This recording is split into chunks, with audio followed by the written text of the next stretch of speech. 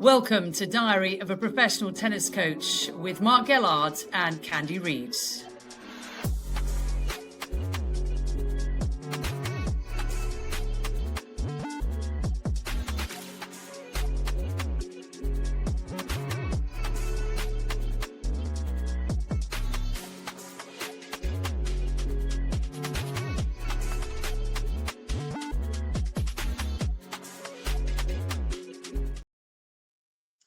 Well, hello and a warm welcome back to Diary of a Professional Tennis Coach. My name is Candy Reed, delighted to be welcomed by Coach John Williams. Don't call him Jonathan because that is not his real name. He is a repeat guest on Diary of a Professional Tennis Coach. John, it is lovely to have you back on the podcast. It is great to be here, as always. Now, we've had something that's changed in your life. Firstly, you've moved from Europe back to the USA. I'd love to know why and how you're settling in. You've also split up with Taylor Townsend, whom you helped win 2 major doubles titles alongside Katerina Siniakova. And Taylor had easily the best time of her career, the most successful under your guidance and leadership. We'll talk about that as well as what you are doing now. You are the clarity coach. You help me find clarity in life. I'd love to know how things are going and how your move back to the USA has been so far. The move back to the USA has been exciting. You're in Florida alongside, I think, Mark Zuckerberg, and I read Steven Spielberg has now moved to Florida. Really? I think Elon has so. a place. Elon has a place here as well. That's right. Everyone's trying to avoid the 5% tax that the governor of California has put on all assets, I believe. Yes. Certainly a stellar move. So you fit in nicely. You were in Portugal, weren't you? How did you find Portugal overall?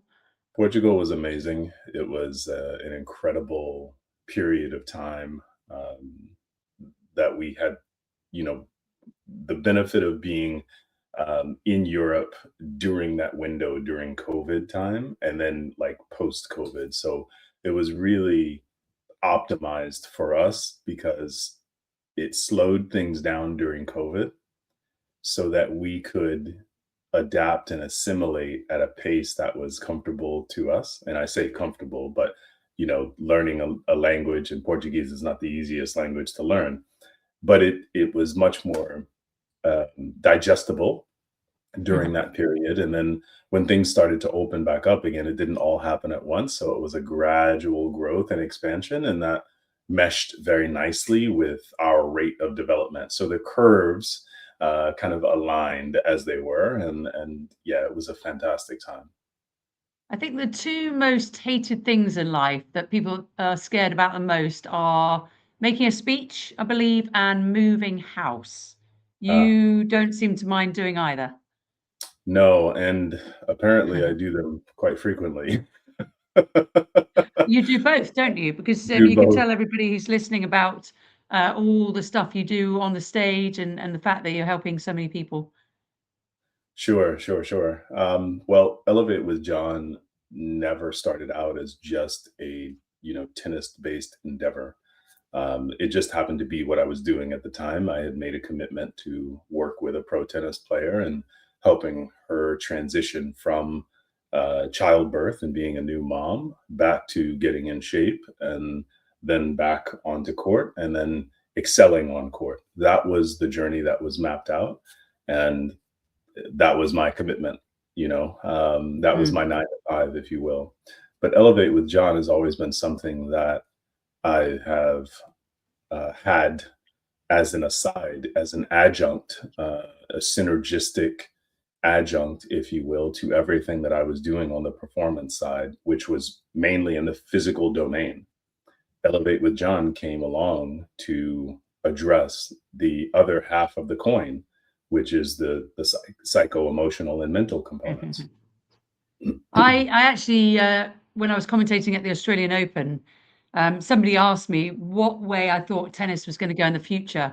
And actually, I thought of you because I believe, and we'll see if I'm right, but I think that more and more players will abandon the traditional tennis coach and will be hiring someone more like you who can tap into the mental side of things as well as the physical.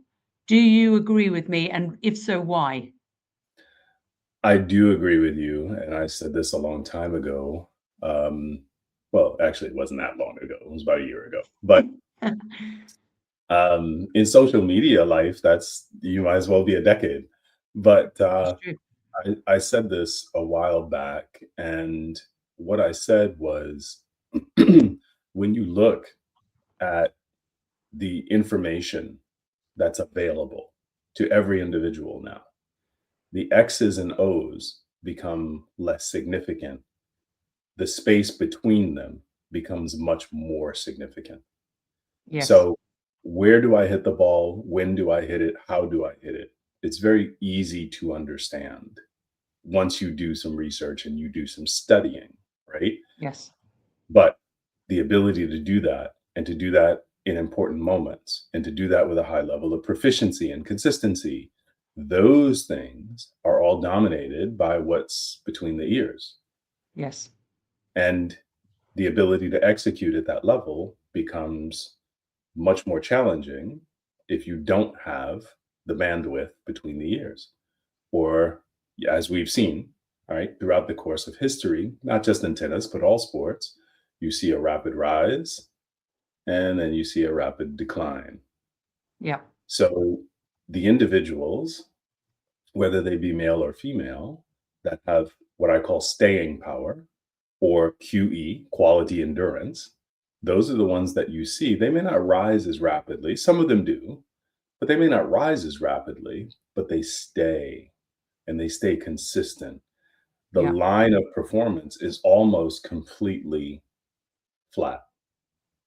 There's very little drop off and incremental changes. So you really have to look at an aggregate over a long period of time to see, oh, okay, so they were going like this. It just didn't look that dramatic in the time. In the 6 months that we were tracking, didn't look that obvious, right? But that's Yes. what was happening. And Yeah. that No, all I has to think you're do right. with the psychology. It's so true. And you look at the top players in the world, they're always trying to gain something, aren't they? They're adding to their teams. And I'm thinking about Arina Sabalenka on the women's side, Carlos Alcaraz in the men's side. Both of them have quite big entourages. So they've got the traditional coach. They've also got the performance coach. In Sabalenka's case, it's Jason Stacey. Then she also has the hitter, and she's got the mindset gurus. And they seem to be able to work with a team, and John, is a consistent team. In Alcaraz's case, we know that Juan Carlos Ferrero has left the team, but his coach Samuel Lopez, who worked alongside Ferrero and himself for many, many years, is there, and the team is very, very structured and consistent. Would you say that's an important part as well if you want to be a top athlete or a top performer in any field? Absolutely. You have to control your environment. You have to control your environment and you have to select and curate your environment very carefully. And in Alcaraz's case, his current coach worked alongside Juan Carlos, so Yes. understood what the mission was, what they were trying to accomplish, where the deficiencies were. So the language was clear and the goals and objectives were clear. The only thing that changes is whose voice is being heard now, what's being said. And that's very idiosyncratic to the individual that's doing the coaching. So the the change wasn't as radical as people would think it would be. And that's a beautiful thing. That means to me that Juan Carlos did a great job. And I'm not saying he was solely responsible for this. I don't have that information or that knowledge, but I'm going to attribute it to him Mm. and saying that he was masterful in that the plan was perfect, right? So if the plan is perfect and I hand the plan to you and you execute the plan, then the results and the outcome should be the same as if I did it. Now, the Yes. way that it happens may be different because you and I are two different people, but that's okay. Variety is fine as long as the plan is perfect. Yeah, really good. I like that a lot. I was actually in Doha last week at the ATP 500, and had the good fortune to be on court and ask the players questions. We do a media day, interview day before, where you speak to the players for about 5 to 10 minutes, and then on court after they win a match. And Carlos Alcaraz, I tried to find different ways and to ask questions that maybe other people wouldn't ask or he hasn't heard before. And his answers constantly surprise me. And I just love him for that, because I think one of the questions, I can't quite remember how I put it, but I think it was, do you surprise yourself sometimes? And this was after his semi-final win with the defending champion, Andrei Rublev. And he said, no, actually, I don't surprise myself because I know what I'm capable of. And he came across as a very confident young man. It wasn't an ego thing. It was confidence. It was a true belief in his ability. And you've spent now 4 years on the WTA Tour side of things. There are a lot of players, I think, and tell me again if I'm wrong, because you've seen it more of an insider than I have, having been a coach. But it just seems like there's a lot of insecure players. And then you've got a few that are really secure in their ability and trust themselves more. 100%. And I would push back on you and challenge that word that you used. I don't think it's confidence that Carlos displayed when answering that question. I think it's clarity, because he's not hoping. Confidence is, I hope I can do this in the moment, right? I believe I can. I believe I can. But clarity is knowing. And he, with that answer, is speaking like someone who knows, not someone who is believing or hoping. To your second point, 100%, there are a handful of players who actually have clarity, and the rest are desperately trying to find it through different and varied mechanisms. They're trying to find it in other people. They're trying to find it in results. They're trying to find it in various places, but they don't have it, sadly. But they act as if they do. Now, okay, so this is a great point. Can somebody who doesn't have it and maybe acts like they have it, can they learn to have it? And if so, how does one go about that? And how long generally can it take? Ooh, that's a layered question. Okay, first part. If they don't have it, but they're acting like they do, then they are deceiving themselves and they're moving farther away from the goal. It seems that way. You're sacrificing long-term growth and sustainability for short-term feels, because it's not even result necessarily. You just want to feel like you're doing a certain thing right now, but that does not equate to whether or not you're actually doing it and whether or not you're going to see or receive the benefits from said thing later down the line. Can you develop it? Yes, absolutely. It's a skill. Clarity is a skill. So if you can hit a forehand, if you can hit a slice serve, sure, you can develop and cultivate clarity. As a matter of fact, I would argue that cultivating clarity is much easier as a skill to develop, because you don't have a physical component. There's nothing mechanical to get in the way. There is, however, emotional baggage that you need to make sure is properly sorted before you can ferret your way and carve a path to clarity. And that's what most people don't want to do. They don't want to do that part. Being super simple, as a player, you can find clarity in a variety of ways. You don't have to do all the heavy lifting at one time. If you have a system, and a process, then you can work your way to it and through it very, very quickly and very easily. Okay, so let's start at the beginning then. Say I'm a player ranked 50 in the world. I know I can get higher. I can also drop quite quickly. What is the first thing I do to find clarity? Ask, why are you doing what you're doing? Because I presume a lot of people would say, in their hearts of hearts, they're doing it because they don't know anything else, especially on the women's side. They have people to support that they love. I think some people, and you again can tell me if I'm wrong, but I think some people, especially on the WTA Tour, feel a bit trapped in what they're doing. And I can say that as someone growing up playing tennis, that I was a very good early tennis player, and I had a lot of natural talent, and I won a lot when I was younger. And so I kept being asked to do more and more things, but I actually didn't really love it. I have to say that I did it because I was successful and people expected me to do it. And I see that on the WTA Tour, that that's a lot of it. And you're just wondering if that person absolutely adores it. And I think it's very opposite on the men's tour. I think a lot of the ATP guys are actually playing because they really feel passionate and they want to go out there and compete. And I think for women, it's a little bit harder in that. Now, there is definitely some exceptions to that, but that's just how I see it as a commentator.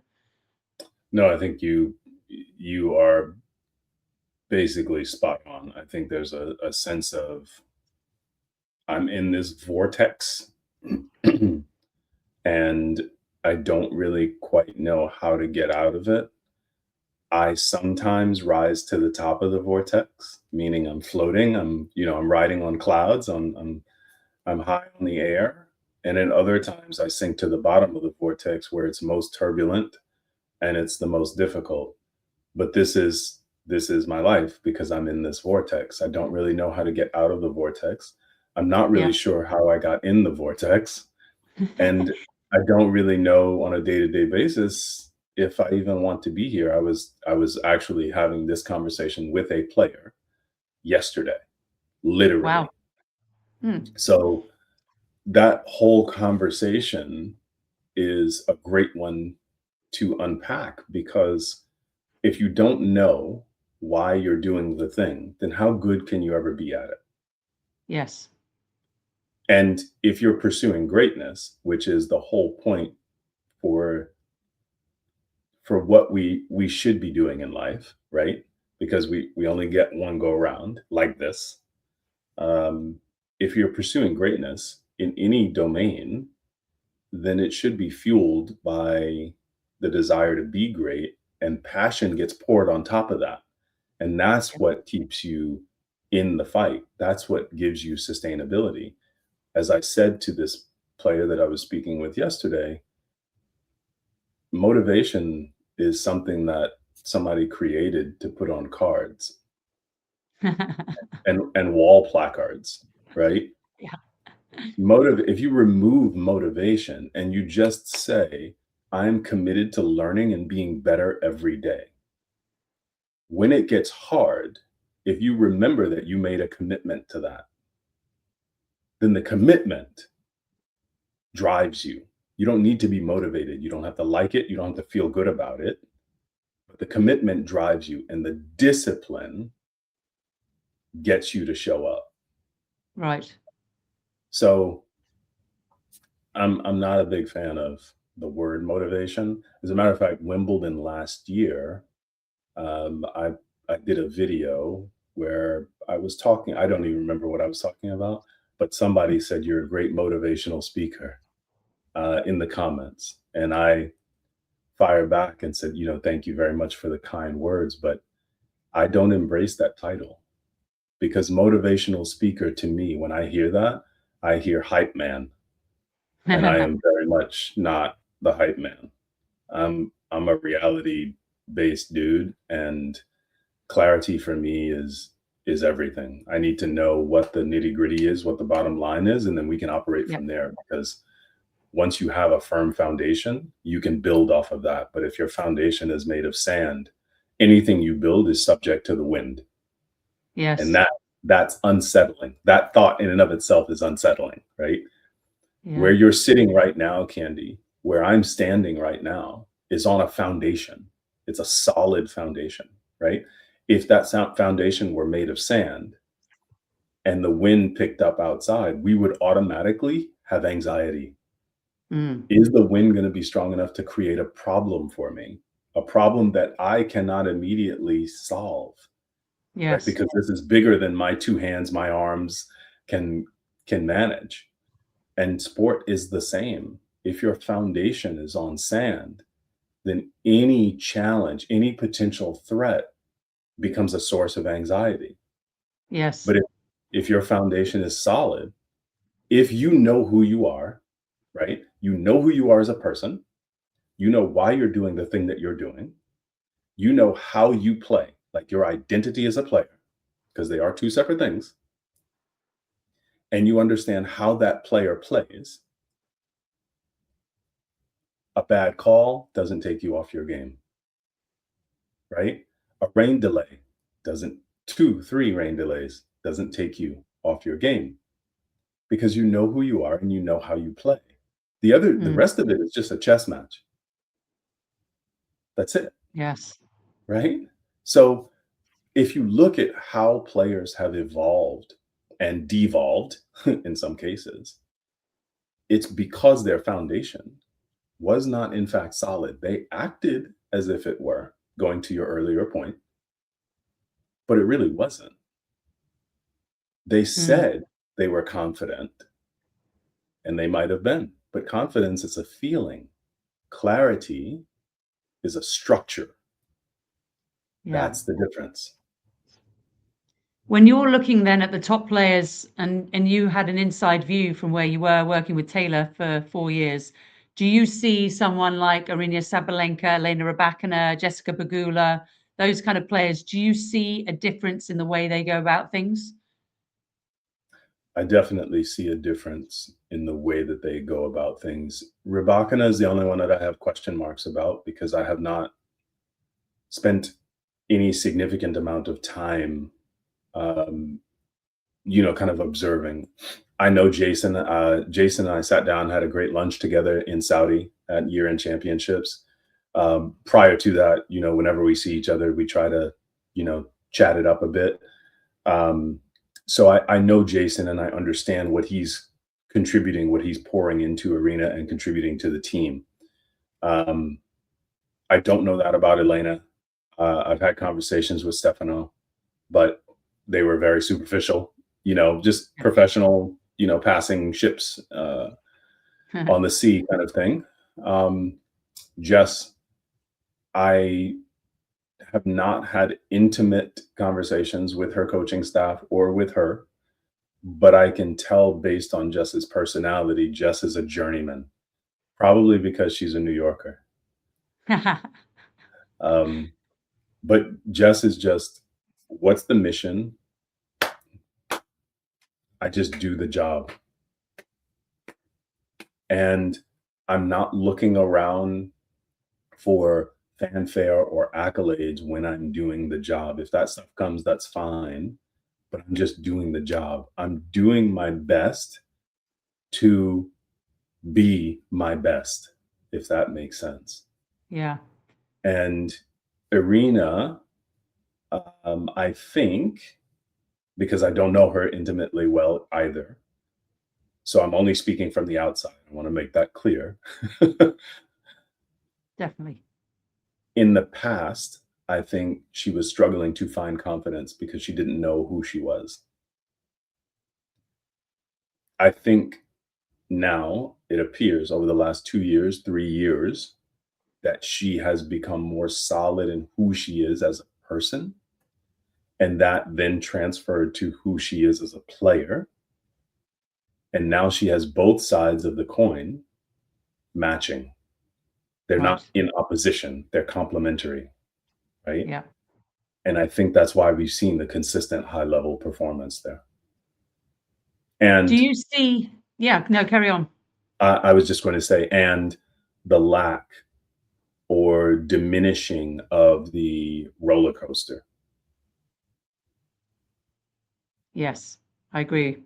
A more consistent way where you pretty much know when Sabalenka goes onto the court, you know what you're gonna get, and the opponent has to play better than that consistently over a 2-hour time span to beat her, which is very, very difficult these days.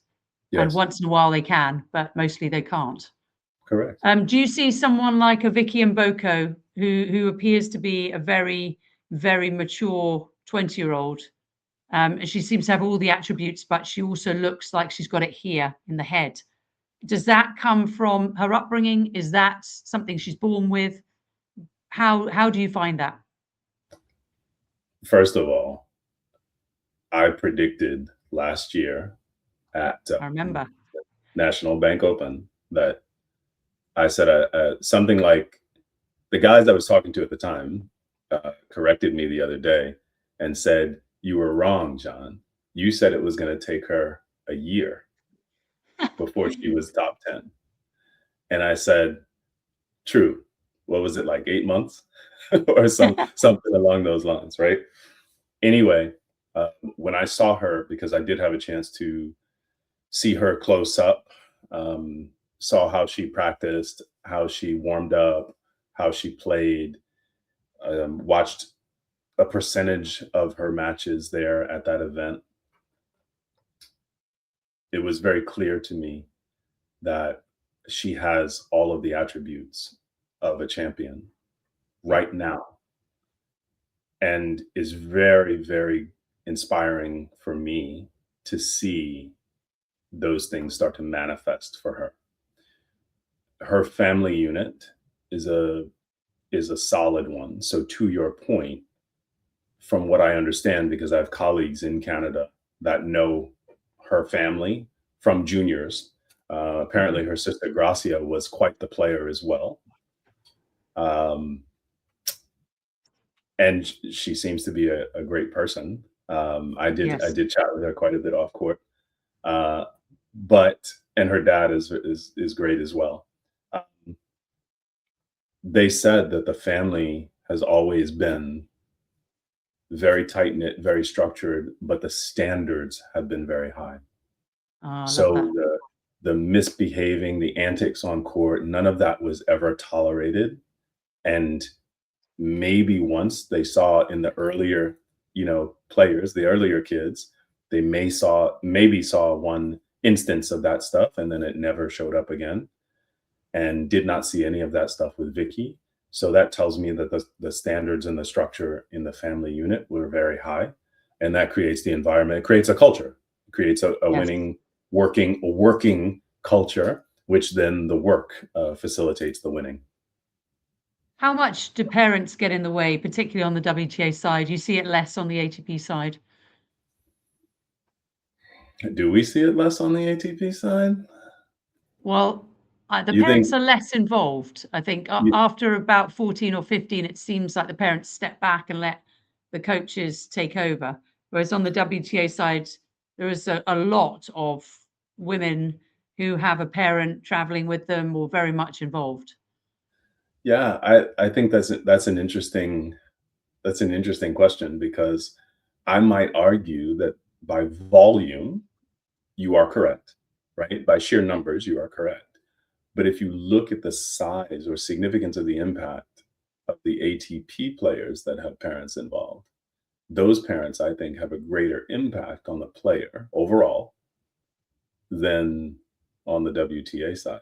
I could be Okay. wrong, but when I look at a Tsitsipas, when I look at Zverev, Yes. who was traveling with his dad for a while, I don't Yep. know if he still is, but that's a you're talking about two players who should be, firmly seated in the top 5 in the world, Yep.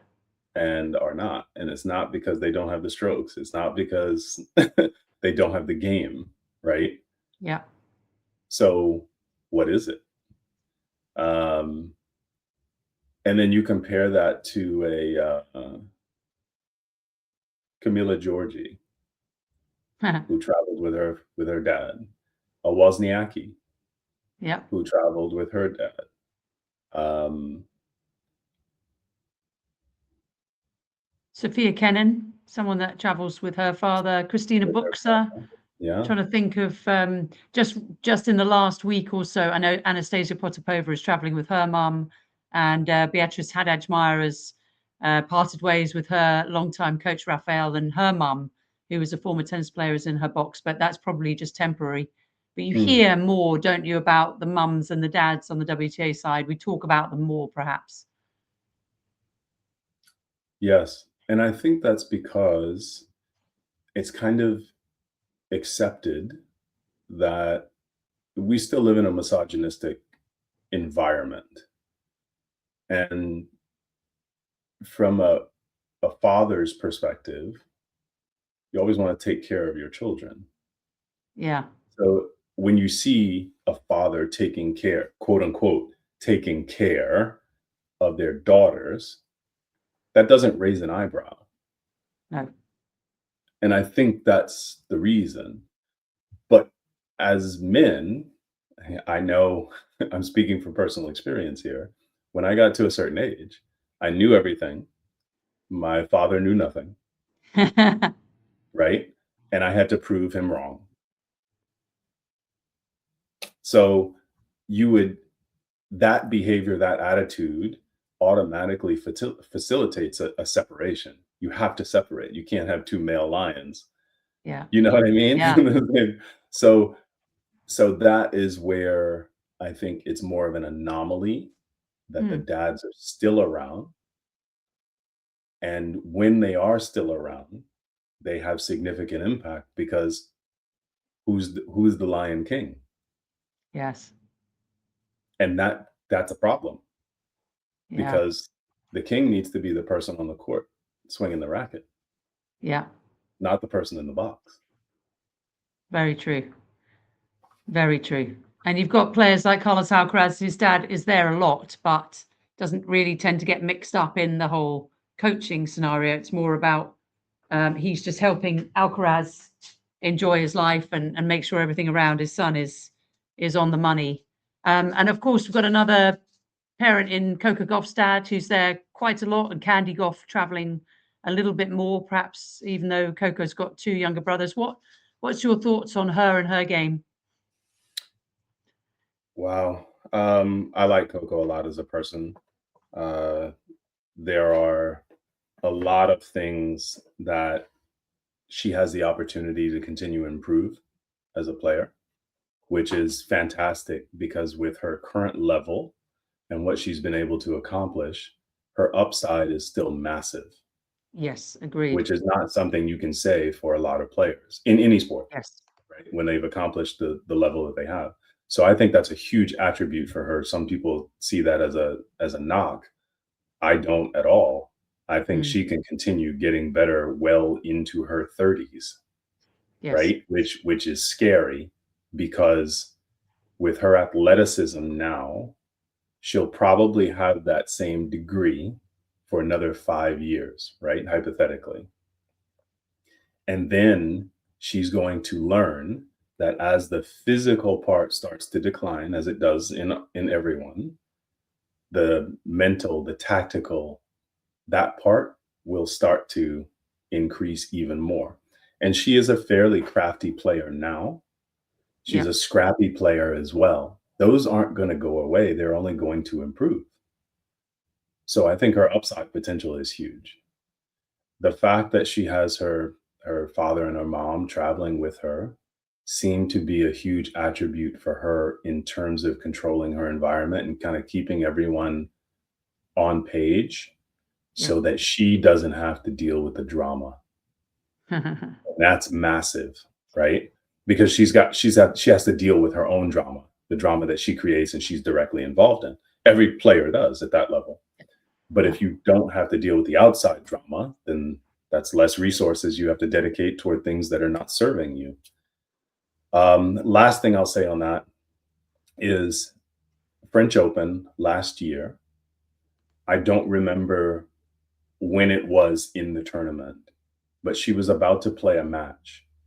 And I'm walking out to court and I see Corey, her dad, holding both of her hands. They're facing each other and they are saying a prayer together. Now, I'm not a super religious guy, but as a father with a daughter, seeing that moment just, it made me so proud because here's a dad that could be doing a million and one other things, right? Here's Oh, a yeah. daughter who's accomplished, she already won a slam at that point. So flying high, right? Could be of the belief that I got this now. But seeing both of them come together in that moment spoke a million words that never needed to be said. Yeah. So I'm proud. I haven't seen him since, like to chat with him. But when I do, I will see you again, Corey. and hopefully I remember to compliment you on this moment, because that was a Yeah, that's proud lovely. moment for me. Yeah, and I'm There's happy for a couple of players, aren't there, where, and I've noticed with Coco, when you walk past her, she actually looks you in the eye and says hello or smiles. And it's quite unusual. And I really, really appreciate it when players do that. They don't need to know you or like you or do much, but it's just a kind of a mark of recognition. And I'll tell you a lovely story. That was a really nice story about Coco. But I'll tell you a lovely story about Yannick Sinner from last week. So he loses in Doha as the second seed. He wasn't really playing well. I have to say, I watched him practice a lot, and I was thinking he's not actually timing the ball particularly well. It doesn't look great out on court, but he is an unbelievable guy, in my opinion. I just love the way he plays. I love the way he goes about things. He lost in the quarterfinals, surprisingly. He went, I think the match finished around 11 that he lost. He went to the mix zone at 2:30. He turned up at the same time as Jakub Menšik, who beat him. He said to Jakub, "You go first because you're playing later today." It was 2:30 a.m. in the morning. I think this was on Thursday. So, firstly, Sinner, who's the high-rated player, the major champion, all the talks about him, he's lost, but he allows Jakub Menšik to go first, so he can get to bed a little bit earlier. And then Yannick Sinner talks to the press. Then he signs every single person's autograph who's waited for him until 2:33 a.m. in the morning. He stayed and he's lost this match. He could have been gone out of there in 5 seconds, on to the next tournament. I'm not having this. But not only does he talk to the press in a beautiful manner, but he also stays and talks to every fan that stayed out there. And to me, that is just the epitome of absolute class.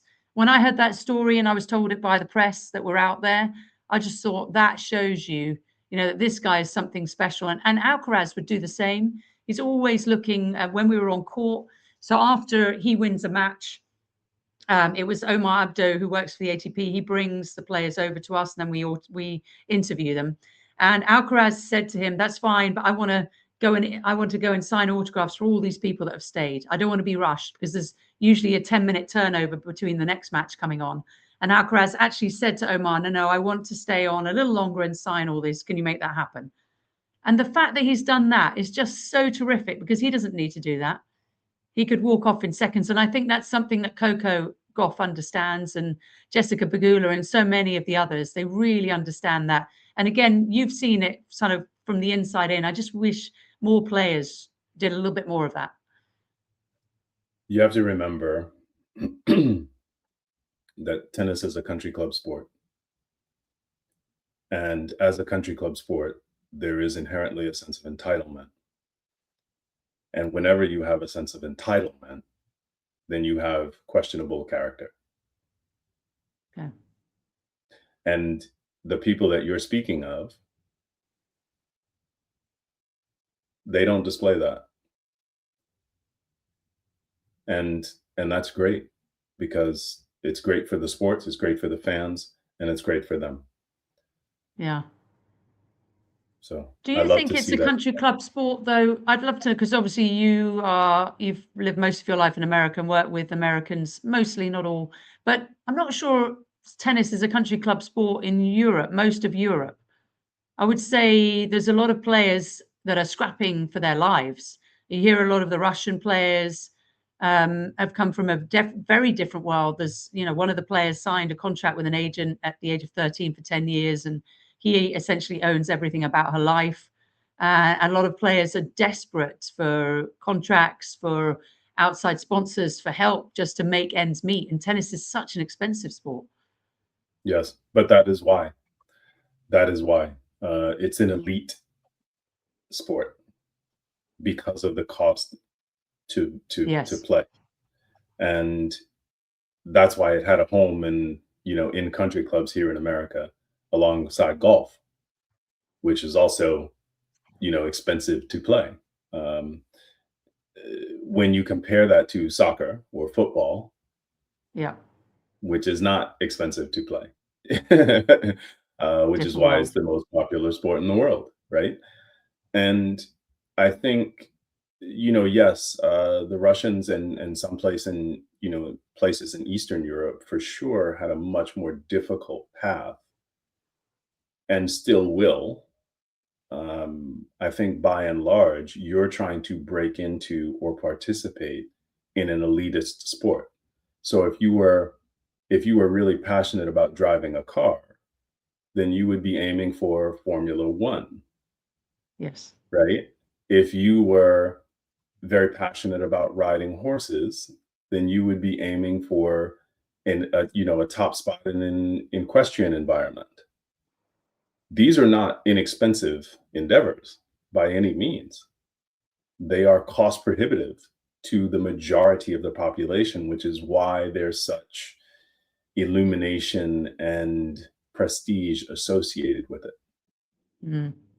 And when you look at where the highest paid female athletes reside, what sport, right? Tennis. So if you're looking at where you can make as a male player, if you're looking at a male athlete, sorry, where you can make a tremendous amount of money, have a decently long career, and not have to suffer potential life endangering injuries, every Sunday, Yeah. tennis is a good spot, right? It's not easy by any means, but it's not easy to be a professional footballer. It's not easy to play American football in the NFL. It's not easy to play American baseball, in the Yeah. MLB. So none of these things are easy, but when you add up the cost benefit ratio, well, the benefits are high there. Yes, there's a significant cost to play, but if we can get in there and we can do okay, then we can really do okay. Yes. Yeah, if you can So it's hit worth the true heights. it may be worth it. What surprised you most about working on the WTA Tour? Ooh. I think what surprised me most was the degree of probably the degree of big business and the separation between the perception and the reality. So Okay. you think that the tournament and the staff are really committed to making sure the players are placed first, but that is the perception. Oh, you need to explain this more. It's a business, and the business wants to survive. Yes. So if you look at scheduling, I mean, I'm not saying anything that anybody who follows tennis has not been keenly aware of for a long time now. But if you look at the scheduling, what it's designed to benefit, it's not the players. It's the fans and ultimately the business because of media rights and so on and so forth. Yes. I think that probably surprised me the most. Okay. All right. And you weren't expecting the WTA and ATP tours to be more of a business. And I suppose if you look at NFL, MLB, the sports that they're best in America, I mean, they are also big, big businesses, aren't they? They time their matches accordingly or their games accordingly to when most people can watch, when the advertisers will benefit, etc. And maybe tennis could do better even at doing that. But you know that in advance. That's number one. You know that in advance. If it's a basketball game, you know that in advance. If it's a football Right. game, you know that in advance. Yeah. It also has a definitive starting point and a definitive Yeah. ending, which is unique to the sport, right? It's indicative of operating off of a schedule and then building other things around that schedule. In Yes. tennis, it's a completely different animal, and you don't have that. Now they could have that. They could have that. They could have a definitive starting time and ending time, but Yes. that would require a restructuring and the effort and buy-in to make that restructuring happen is probably going to be more than people are willing to commit to. It may And there, happen in the future. It'd be interesting to see, won't it, if they actually have timed tennis matches where it's 90 minutes and whoever has the most points at the end of the 90 minutes is the winner. It it will may happen in the future. it will have to happen. If you think about it, it makes absolute sense because tennis is a speed and power sport that has an endurance component to it. Yes. But it's like a 100-meter race. What's the most popular event at the Summer Olympics? 100 It's meters. right, it's the men's 100 meters Yep. specifically. It's a sprint. The thing's over in less than 10 seconds. So from pre-race to post-race interviews, you're talking probably 2.5, 3 minutes total time, Crazy. right? But that's the most popular event at the Summer Olympics. Okay, so if we look at tennis through that lens, then every men's match should be a sprint race. It should be a sprint. So the first one to this number wins. Yeah. Yeah.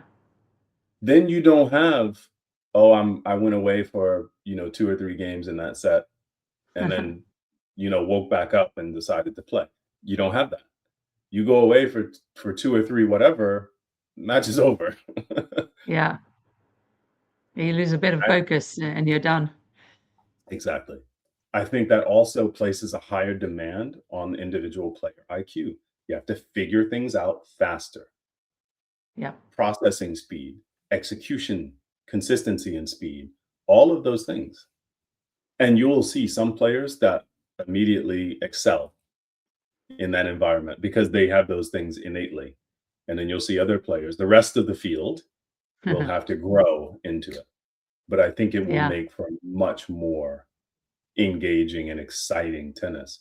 Also, think about it from a fan perspective, Candy. Like, when is this match starting? I don't know. It's Yeah. third after 11. Well, what does that mean? No, okay, so the match is starting at 1. Well, how long is it gonna go? They'll be done by 2:30, No, they won't. right? So Yeah. in that environment, now the fan interaction and perspective completely changes. The dynamic changes for Yeah. the better. You show Yeah, it'll up be with interesting to see if it happens and how long it takes before it happens. yes, parents with children, with young children.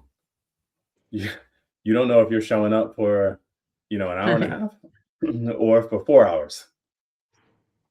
You don't know. Yeah, And that's true. the if the match starts at 10:30 PM, do you on a Sunday night, do you really want to be trying to wake up, for work when you only had 2.5 hours of sleep? Because you know, I I Yeah. think I think that leaves a lot of room for improvement, and it could be very, very, um, very instrumental in driving the sport of tennis forward. Okay. Well, let's talk about forward, and I'd like to put this out there, like your sort of psychic ability with Vicky and Boca. I would like to say that if John Williams works with Coco Gauff or Emma Raducanu, their careers would go to a completely another level. And I've spoken to people about that before, and I really believe that is true. So, Coco and Emma, if you're watching, here's your guy. He's going to take you way and beyond. And so let's close this up, John, because I was pretty sad when you ended things with Taylor after 4 years together. You won 2 major titles in doubles together and did so many amazing things. Um, I would like to know what you're doing now, what your future looks like in the short term, and what you'd love to do in the long term. Sure. So, what I'm doing now is I am consulting and mentoring quite a bit with, actually looking I can't say that yet. It's not been confirmed, but let's just say in your backyard, there's some organizations that are very interested in having me work with them. Yep. Doing some stuff with USTA coaching, which I'm pretty excited about. Uh, USTA as a whole has embraced me quite well, and and I'm proud to contribute to the next generation of coaches and leadership, because I'm working on both sides. I'm working on the sports side, but I'm also working on the corporate side and leadership side as well. So I'm very excited about that. Public speaking, doing panels and keynotes has always been a particular area of interest for me and excitement. I love doing stuff like that. You'll start seeing some, because all of this is in the, mindset, psychology, leadership, performance domain.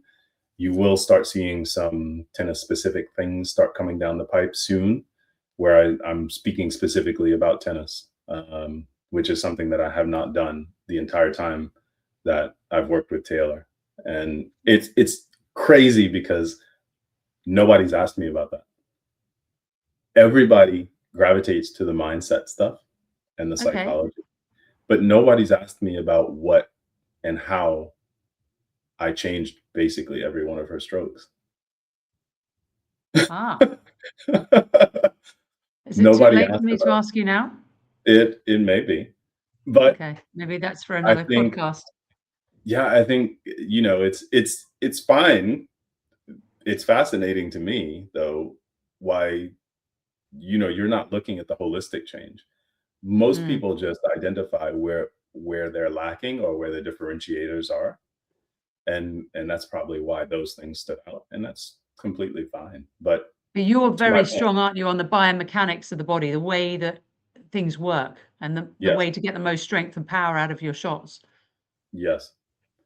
That was, that's where I started. I started Yeah. on the physical performance side, and I'm still very heavily involved there. I'm obsessed with that stuff. And that led me to the mental side, Yes. That makes because a lot of sense. I started to see where the challenging of the body forced or exposed the weaknesses between the ears and in the mind. And you can therefore prevent injuries, can't you, by making sure the technique is correct, and then that helps with the belief that in a crisis situation or a big point, the person can trust their strokes. Exactly. Okay. All right. Well, that Exactly. one's for a future podcast. Your favorite saying, John. Let's finish it with your favorite saying. My favorite saying, I have two of them. Can I give you two? I'd love it. The first one is fairly cheeky, as you would say in the UK. I can explain it to you, but I cannot understand it for you. Okay. That's a good one. I can explain it to you, but I cannot understand it for you. Okay. Correct. The Because second, everyone, I suppose, would come to their own comprehension about that. Is that where you're going? some people want you to do everything. They don't Yes. want to intellectually participate. Yeah. It's So easier that that's way. where it is easier that way. But that's where I started cultivating that one. Yeah. As kind of a pushback. No, I've explained it to you. Now you need to do your work Yeah. to figure out how to understand it, right? And it then may once, be that I have a different comprehension to that than you have for me, and that's not necessarily wrong. no, but you have to do the work to Yes. understand it. And then once you come to your understanding, we can then compare notes, and then I can help you with implementation. Because we need to move from understanding, first of all, introduction to understanding to implementation, right? That's the Yes. 3-step process. So we Okay. need to get you to understand it before we can start trying to implement it. Very The good. second one is, if I accept you as you are, I limit you. But if I treat you based on what I believe you could become, then I help you become that. Oh, say that again. If I treat you, if I accept you as you are, then I limit you. But if I treat you based on what I believe you can become, then I help you become that. Ah, I like that. I like that. And are those your sayings? You've created those. You haven't looked The, at Aristotle, somebody like that. the second one is Goethe. Ah, fine, fine. Okay. It was quite a mouthful, hard to remember, but well done. And you said it twice. Yeah. I That's love very that one. impressive. It's been hanging up in my gym since 2015. Okay, I like that one. I think one of my favorite ones is I've just got it. You can't have both an easy life and a strong character. And Jimmy Carr didn't create that, but he was the one that I heard saying it, and I really like that. Jimmy And I Carr is think amazing.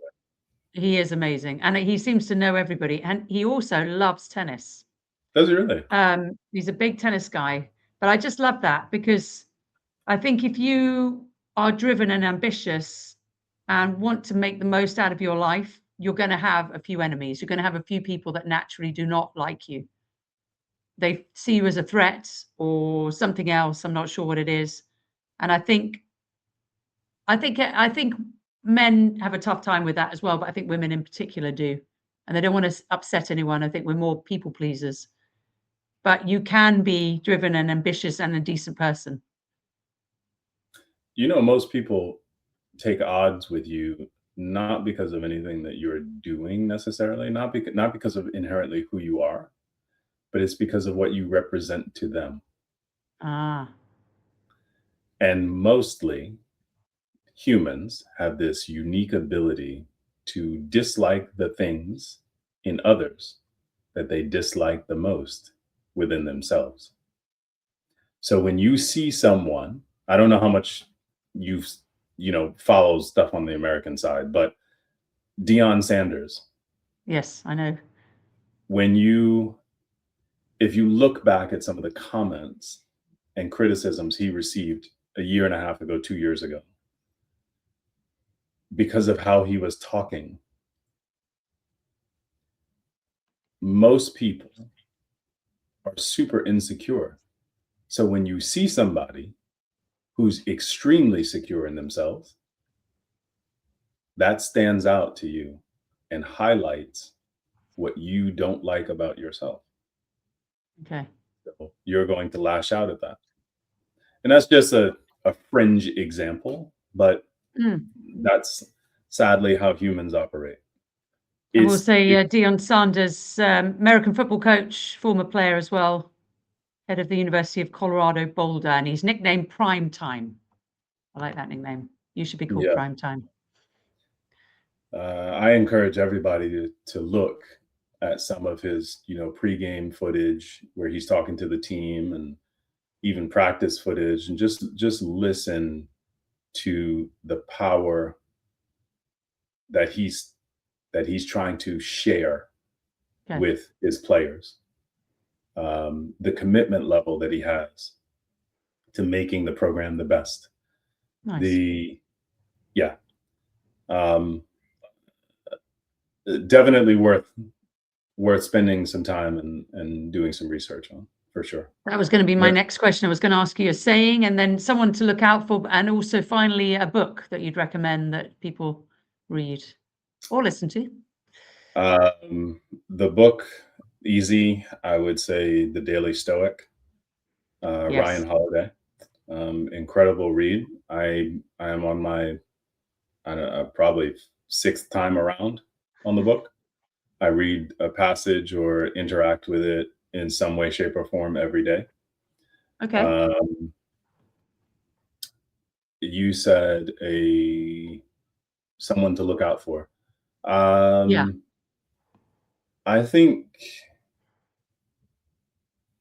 I think Matthew McConaughey has got some very interesting experiences and stories that he has become adept and willing to share publicly. I have not read his book yet, Yeah. but I've seen several of his interviews, and I walk away smiling or nodding my head in agreement with everyone that I've heard. Um, so that's pretty cool. You might want to look at him. Jimmy Carr, I, as you mentioned, yeah. He's always good. amazing, amazing interviews. Diary of a CEO, his interview with Stephen Bartlett. Yeah. That was a great one. for sure. Going back to Matthew McConaughey, I remember there's a clip online and he was talking about being a leading man, and he always just got that role. He got over and over and over and over again. And he said to his agent, I don't want any more of that. I want something completely different. I'm going to move away from acting. Let me know if there's a role that I'd really like to take. And apparently the agent came after a year or two of not working, not doing anything. The agent came to him with another leading man role. And I think it started at $6 million US, and he said no.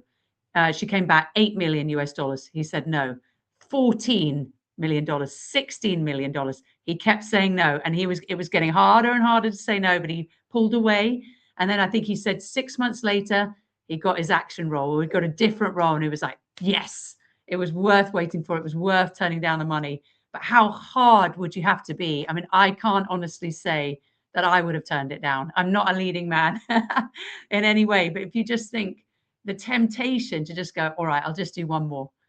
But that shows you how strong, and obviously he's a very wealthy man and he doesn't need it for the money, but to actually have the guts and the resilience to just stick with the plan, that's incredible. Candy, I will stop you and interject there by saying we are all leading men and women, right? Because who else can live your life for you? Well, I think I'm a leading woman, but Right. I'll go with whatever you decide. Yes, exactly. Who else can lead your life for you? Who else Yeah, can make the decisions for you? You can give somebody else the power, but then you're not being the leading character, you yeah, know? I can't remember who said it, but and it's been requoted many times, but you are the leading character of your life. So be the star, yeah, right? great. Be the star. And I think when you adopt that mentality, that changes things, because now you understand everything is not my fault, but it's all my responsibility. Yeah, great, great. I'm responsible for everything. I'm responsible for everything I think. I'm responsible for everything I say. I'm Mhm. responsible for everything I commit to. That changes things. What a great way to end. And I think we have more clarity. I certainly do. Coach John Williams, you are the clarity coach. Just remind everyone, please, how people can get in touch with you should they wish. Sure. Well, Elevate with John on Instagram, and you can find me on LinkedIn under the same handle as well. John Williams, Elevate with John. Just try, and soon to have, actually, we did set up our YouTube channel. We have not populated it yet, but that's coming. Coming soon. And I have to say, John, that the day I met you, I knew you were a really special individual. Some people I think in your life just stand out, and I think you are absolutely one of those for me. So anyone who's looking for a little bit more clarity in their life, John is your guy. He is one of the best. I appreciate that. I appreciate that. And I will say, All right. Candy, that likewise, I've met several journalists, uh, Oh and dear. not many that I communicate with on a regular basis. So you are on the very short list, and that's because of the type of person you are, not the job that you do. Thank you, John. I will take that and hold it in spades. Thank you so much, and thank you to all of you for watching and listening to Diary of a Professional Tennis Coach. If you have any ideas of who you would like to come on the show, we are always happy to listen to you. You can always get in touch with us through social media. Bye for now. Thank you for watching Diary of a Professional Tennis Coach. Please like, subscribe, and share, and we'll be back soon with another great episode.